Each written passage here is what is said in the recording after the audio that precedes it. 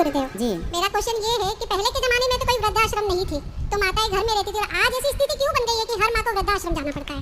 हर माँ को नहीं, कुछ माँ को।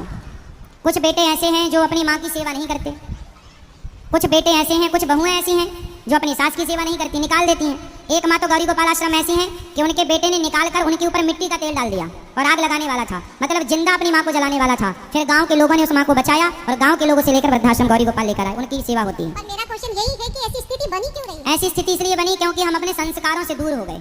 मातृदेवो भव पितृदेवो भव की जो भावनाएं थी, जो संस्कार हमको दिए जाते थे कि माँ भगवान है, हम उन संस्कारों से दूर होते चले गए। सत्संग का अभाव होता चला गया। आज जो शिक्षा हम स्कूलों में ग्रहण करते हैं, उस शिक्षा में दूर दूर तक कहीं सेवा का भाव नहीं है। वहाँ तो पैसा कमाओ, पेट भरने की बातें पढ़ाई जाती हैं, संस्कारों का दूर दूर तक कोई लेना देना नहीं है। तो जब बच्चों को पढ़ाया ही नहीं गया सेवा के बारे में, माँ के बारे में बताया ही नहीं गया, तो माँ की इज्जत करना कम हो गई। केवल बेटा ही नहीं, गौरी गोपाल आश्रम में ऐसी माएँ हैं जिनकी बेटियों ने उन्हें निकाला है घर से। एक माँ की 7 बेटियाँ हैं और 7 बेटियों ने निकाल दिया माँ को, है ना। 7 बेटियों ने निकाल दिया, एक भी बेटी ना पूछती ना आती, ना माँ जिंदा है मर गई हिसाब। 7 बेटियाँ हैं, लेकिन एक भी बेटी हिसाब माँ का ख्याल नहीं रखती। एक महीने भी रखती ना 7 बेटियाँ, तो 7 महीने गुजर जाते।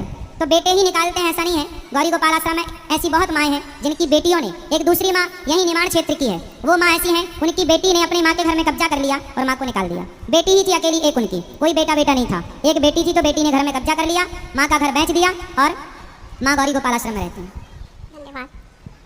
संस्कारों की कमी है, इसलिए ये स्थितियां देखनी पड़ रही हैं। आप लोग अपने बच्चों को संस्कार देंगे तो आपके साथ अच्छा होगा, नहीं देंगे तो आप लोग भी तैयार रहिएगा किसी वृद्धाश्रम में रहने के लिए।